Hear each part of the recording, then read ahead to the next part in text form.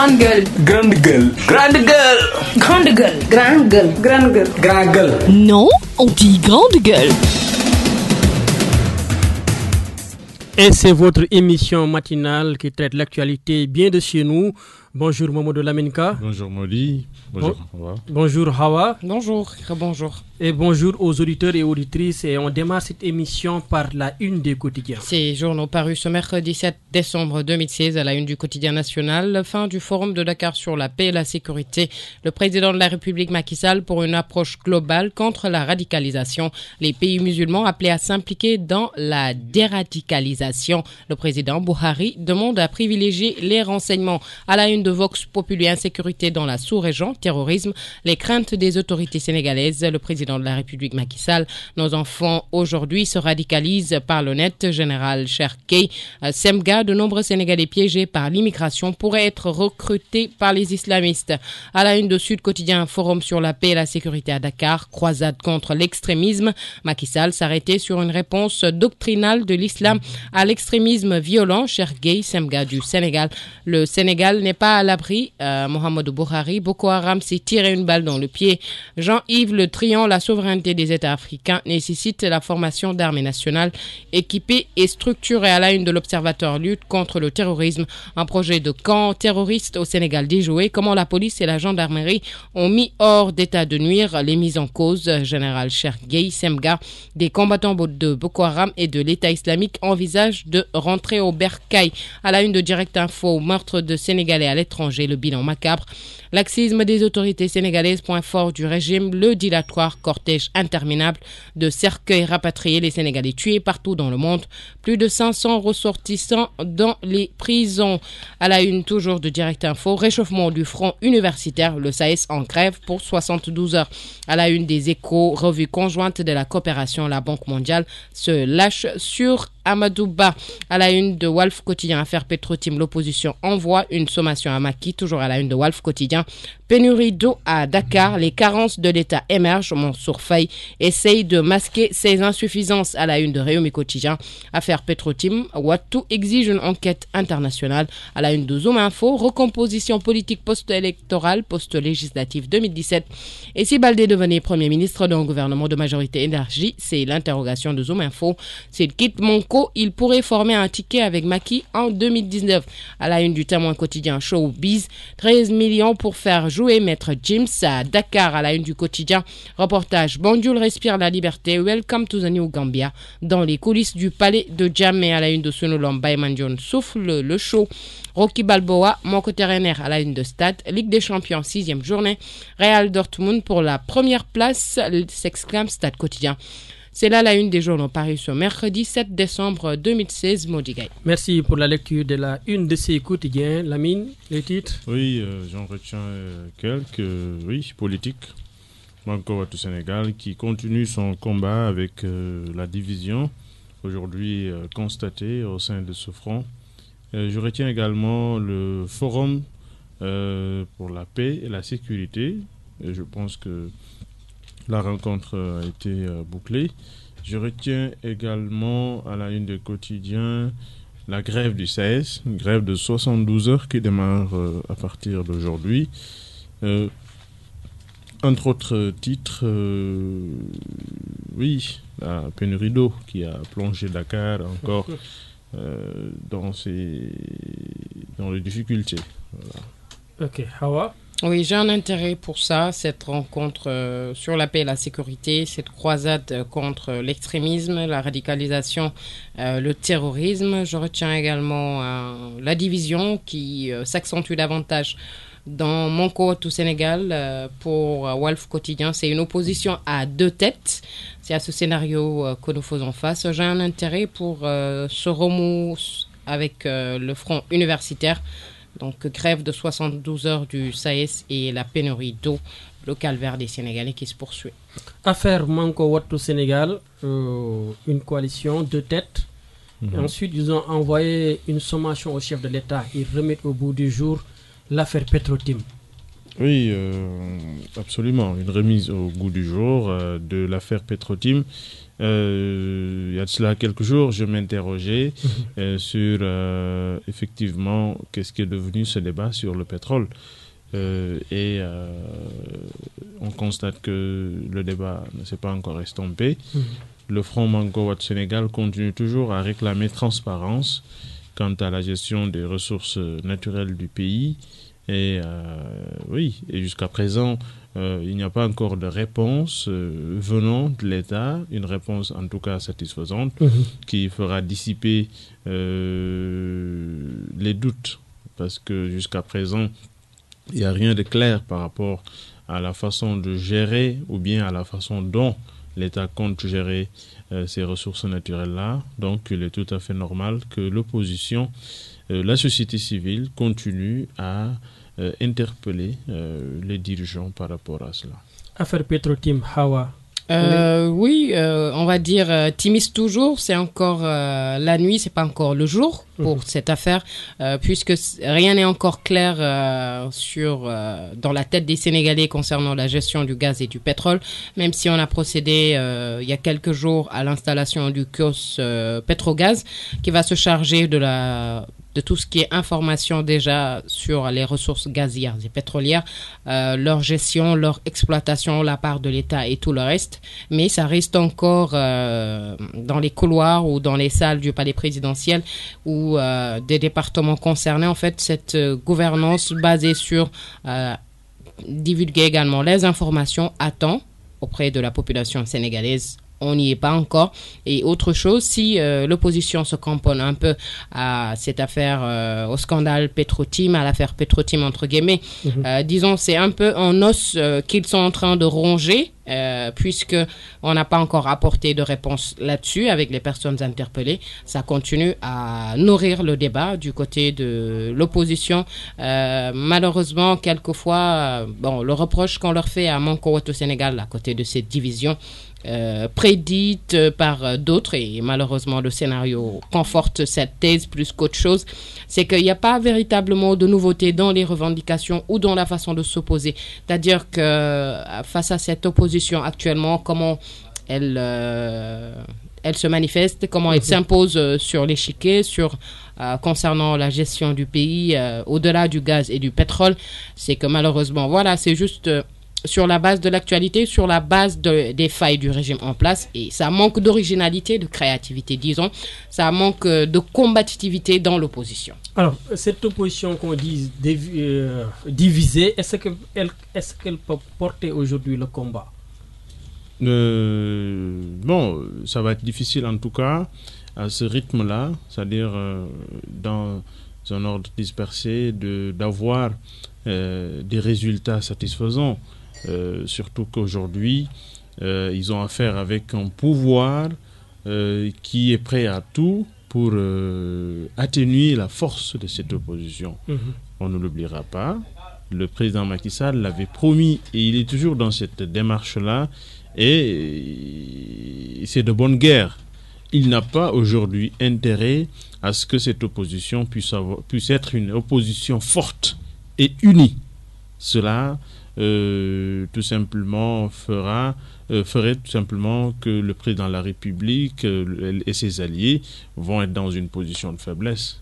Et donc, il va user de tous les subterfuges, de toutes les stratégies possibles pour atténuer la force de cette opposition. Maintenant, c'est à l'opposition de comprendre qu'ils ont en face un homme qui est prêt à atténuer sa force, et de comprendre cela et d'être intelligent, parce que la façon dont ils procèdent actuellement, les leaders de l'opposition, ça va dans tous les sens. Ils ne parlent pas d'une seule voix, et d'aucuns avaient prévu cela. Il y a cela quelques mois, quand le Front Manko Wattu Sénégal a été mis sur pied, d'aucuns disaient que ça n'allait pas faire long feu. Et ça risque, ce qui se passe actuellement risque de donner raison à ces gens qui disaient que ce front-là, même si souvent on rappelle que ce n'est pas une coalition, que c'est juste un front, parce que dans le front, il y a des coalitions. Justement des coalitions, des sous-coalitions, il y a la société civile, etc., etc., et que c'est juste un rassemblement de circonstances et qu'ils ont des questions à évacuer et que toutefois ces questions évacuées, ils vont passer à autre chose. Donc, mais voilà, ils ont besoin de parler d'une seule voix, d'agir en union, et sinon, voilà, ils n'auront rien du tout devant le pouvoir. Alors, ce qui pose la question à savoir quel avenir pour le Front Manko Wattu Sénégal? Non, l'avenir nous le dira. À ce rythme, tout ce que je sais, à mon humble avis, c'est que malheureusement, ils feront pas long feu, premièrement, avec une espérance de vie vraiment délimitée dans le temps, puisque l'union fait la force et malheureusement, le Front, aujourd'hui, les leaders de l'opposition ne l'ont pas compris. Je vois même à la une de Rewmi Quotidien cette révélation de Bruno D'erneville qui dit qu'il y a un deal entre certains membres de Manko Wattu Sénégal et le président de la République Macky Sall. On a entendu ce matin dans nos éditions ce membre de Manko Wattu Sénégal, section tendance Garmi, qui dénigrait un peu la présence de ces leaders de l'opposition avec leur audience avec le président de la République, qu'ils y étaient plus à leur titre personnel, qu'ils parlaient plus pour eux plutôt que pour l'opposition. Donc à ce rythme, il ne faut pas être surpris que ça ne fasse pas long feu. Et le revers de la médaille un peu pour les leaders de l'opposition, c'est qu'ils gagnent nullement ni en confiance vis-à-vis des Sénégalais, encore moins en crédibilité. Donc c'est à la défaveur de l'opposition et c'est triste et dommage et malheureux pour l'opposition. Alors, second sujet, forum sur la sécurité, c'est clôturé hier par le chef de l'État. Oui, ils ont tiré des conclusions, c'est-à-dire que la question de la radicalisation est plusieurs fois revenue dans les débats. Oui, je pense que, en tout cas, les gouvernements ont du pain sur la planche, parce que aujourd'hui, la radicalisation commence à prendre des ampleurs très très inquiétantes. Donc, il faudra tout simplement apaiser, alléger la souffrance des sociétés. Parce que la plupart des gens qui s'engagent dans le terrorisme, c'est des jeunes. C'est des jeunes souvent qui ignorent même dans quoi ils s'engagent. Et c'est souvent dû à un manque de travail, le chômage grandissant, les problèmes... Cette précarité sociale. Justement, on peut le résumer en un seul mot, la précarité sociale, tout à fait, Hawa. Et tant qu'on ne règle pas ces problèmes-là, comme l'a dit le SEMGA, le Sénégal n'est pas à l'abri. Et puis, aujourd'hui, il y a beaucoup de Sénégalais qui sont à l'étranger, des jeunes qui sont partis à l'immigration, ils sont un peu partout dans le monde, ils sont coincés dans le désert. Oui, ils peuvent tout simplement, de gré ou de force, être recrutés dans ces mouvements djihadistes-là qui sont prêts à tout pour, comment dirais-je encore, embrigader des jeunes. Parce que souvent, c'est le désespoir qui pousse ces jeunes-là à s'engager dans des aventures pareilles. Et voilà, donc les gouvernements feraient mieux de miser sur une politique sociale viable, une politique sociale qui... parce que on a besoin d'espoir pour vivre, comme le disait l'autre. Et tant que l'espoir est là, on ne va pas s'engager dans certaines aventures. Mais si on perd espoir, et on peut même à la limite arriver à un point de préférer la mort à la vie. Et ceux qui s'engagent dans ces mouvements djihadistes-là, ils préfèrent la mort à la vie. Donc, parce que ces gens-là, la plupart du temps, ont perdu espoir. Ils ont perdu tout espoir d'avoir une vie meilleure. Et souvent, on les fait miroiter le paradis qui leur est promis une fois qu'ils se sacrifient en tuant. Bon, la radicalisation aussi, ce qui l'engendre souvent, c'est le fait d'imposer la pensée unique.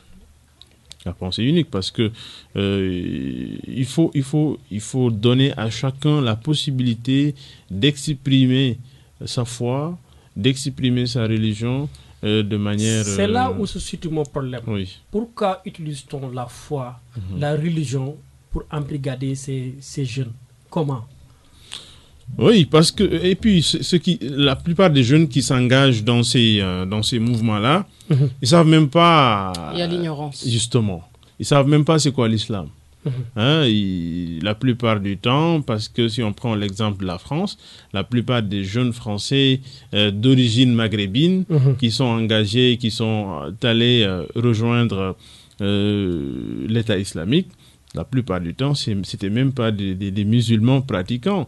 C'est vrai qu'ils sont nés de pères et de mères musulmans, mais ils ont grandi, voilà, comme des petits Français qui connaissent pas la religion. Mais non, avec le peu de connaissances qu'ils ont avec la religion, il est facile de les embarquer dans ces choses-là. Et puis, ces mouvements-là, ils ont des, comment dirais-je encore, des gens, des spécialistes de la propagande, des gens qui peuvent en un rien de temps, voilà, te faire un lavage de cerveau si tu n'as pas assez de bagages intellectuels, religieux, et il est très facile de t'embarquer dans ça. Quelles mesures, quelles dispositions pour le Sénégal? Oui, je pense que c'est la meilleure interrogation aujourd'hui.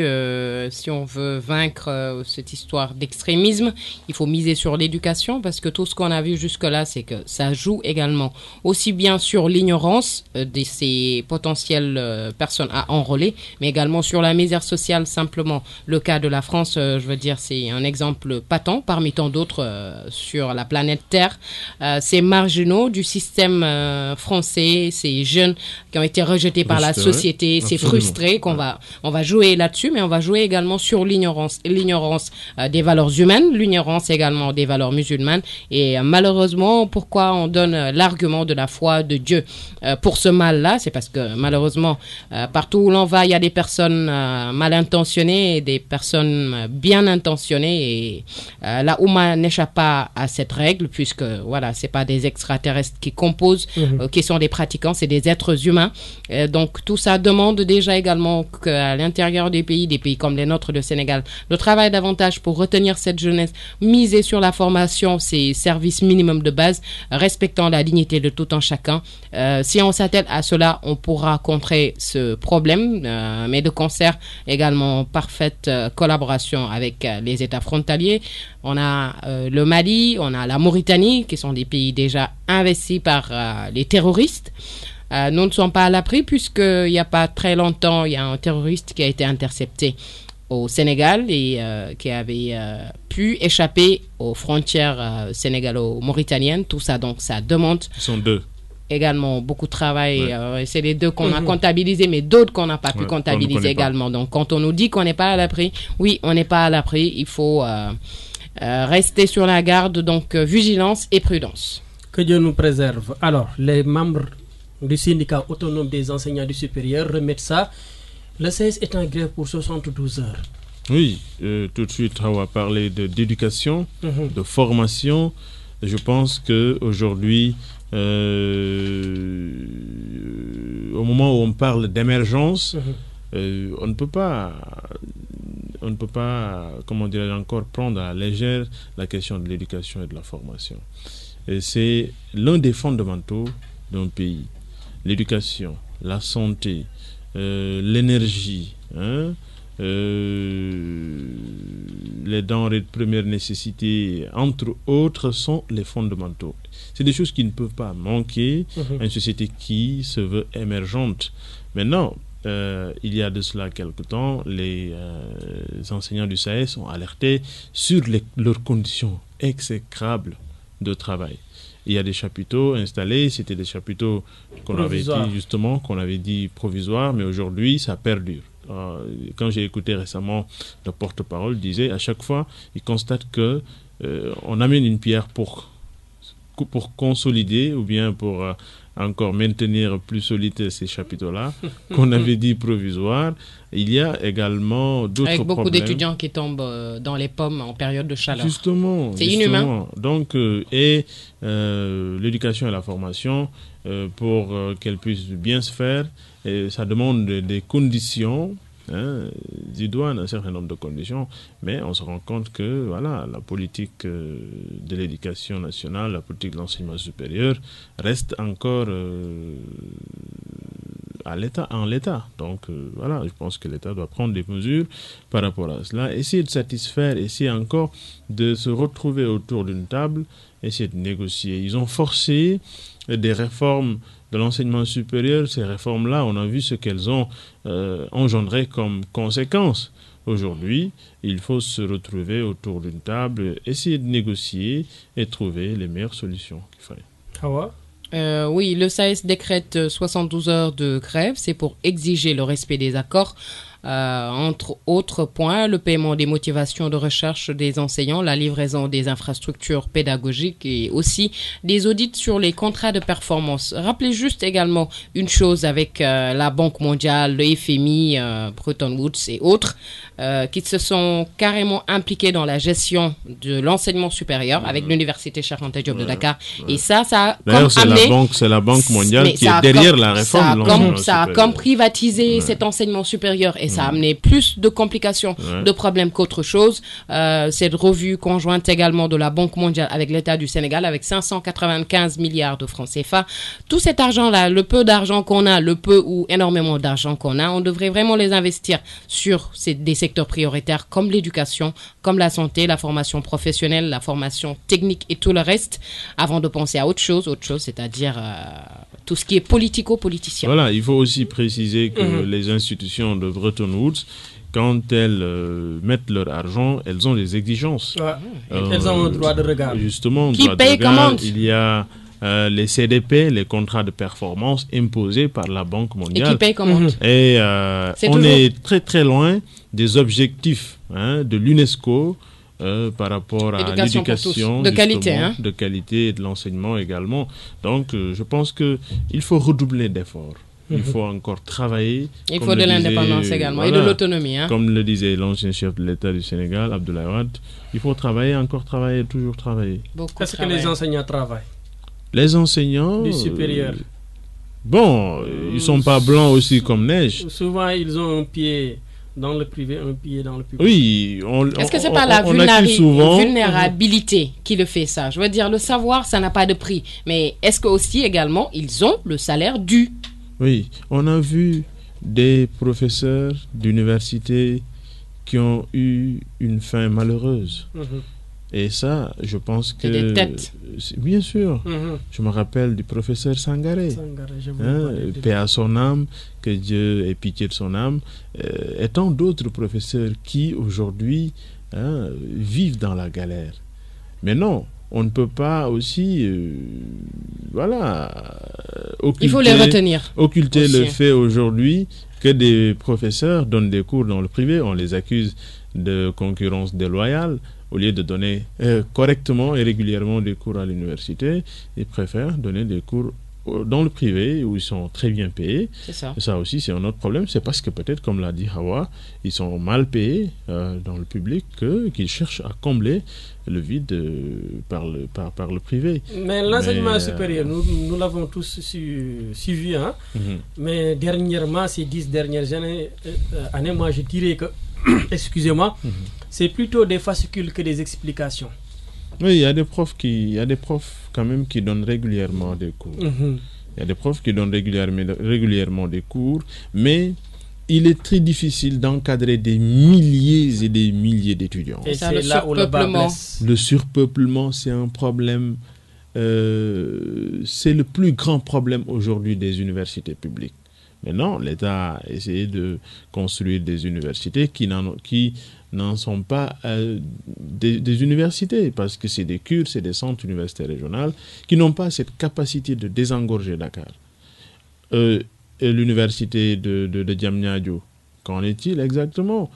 En chantier. Voilà, toujours en chantier. On nous avait promis qu'en 2017, que... Nous ne sommes pas encore en voilà, 2017. est-ce que ça avance? Est-ce que ça avance? Donc, c'est autant de questions qu'on peut se poser aujourd'hui par rapport au fonctionnement de l'enseignement supérieur. Alors, pendant ce temps, les Sénégalais ont soif. Certains Sénégalais. partout. Oui, un peu sur Dakar, surtout, ça manque d'eau un peu partout et ça met à nu en fait des défaillances en matière de distribution d'eau de qualité. Beaucoup de carences de l'État, c'est ce que relève Walf Quotidien à cet effet, même si d'un autre côté, il voit que Mansour Faye en charge de la question essaie de masquer ses insuffisances. Ben, c'est pas n'importe qui, puisque c'est le beau-frère du président de la République. Et que, voilà, après, il faut régler cette question parce que l'eau, c'est vital. On ne peut pas jouer avec des pannes récurrentes avec Cœur Montmarsan déjà. Ailleurs, j'ai vu qu'on a réglé cette panne hier à 19h45. Espérons que l'eau continuera de couler suffisamment ici et qu'il est grand temps pour le Sénégal d'avoir accès à l'eau potable, à l'électricité, qu'elle soit solaire ou issue des énergies dites renouvelables, qu'on ait une santé digne de son nom, qu'on ait une éducation digne de son nom. On est en 2016, les amis. Ça manque d'eau chez vous? Moi, je suis habitué à... C'est pas un fait nouveau. Non. Je suis désolé. Chez moi, je suis habitué à ce problème de manque d'eau. Maintenant, d'ailleurs, vous m'offrez une occasion de féliciter le groupement mobile des sapeurs-pompiers. C'est comme ça que ça se dit, non? Groupement des sapeurs-pompiers. Voilà, ils sont tout le temps au chevet des populations. Hier, avec des citernes? Oui, avec des citernes, ils nous ont aidés à avoir quelques... C'est sauver ou périr. Ils ne vont pas laisser les gens périr. En tout cas, voilà, moi, Chapeau melon, ouais. je rends grâce à Dieu, je les remercie de m'avoir permis de me laver ce matin et d'avoir fait mes ablutions parce que peut-être que s'ils n'avaient pas amené hier leur camion-citerne, c'est grave à ce point. Oui, mais prochainement, je viendrai ici puiser de l'eau parce que, voilà, et j'étais sur le point de venir ici de famille. puiser de l'eau. Et c'est en sortant que j'ai aperçu le camion-citerne. Mais vous êtes le bienvenu chez moi aussi, il y a de l'eau de l'autre côté. Donc je viendrai donc puiser de l'eau chez toi. En tout cas, moi, c'est un problème, auquel je me suis habitué. Donc, en tout cas, c'est un problème qu'il faut régler. Alors, moi, j'ai un coup de gueule par rapport à ce problème. Ce matin, j'ai écouté Momar Ndao de l'Ascosen. Bon, dans une radio de la plage. Je vais citer même la radio, RFM. Momar Ndao, il était en train de défendre la SDE. Moi, je ne comprends pas sa position. Lui, en tant que défenseur des consommateurs, s'il se met du côté maintenant de la SDE, alors qui va défendre les consommateurs? Ça, je pense que c'est une sortie malheureuse, gauche. Je ne sais même pas les mots pour qualifier.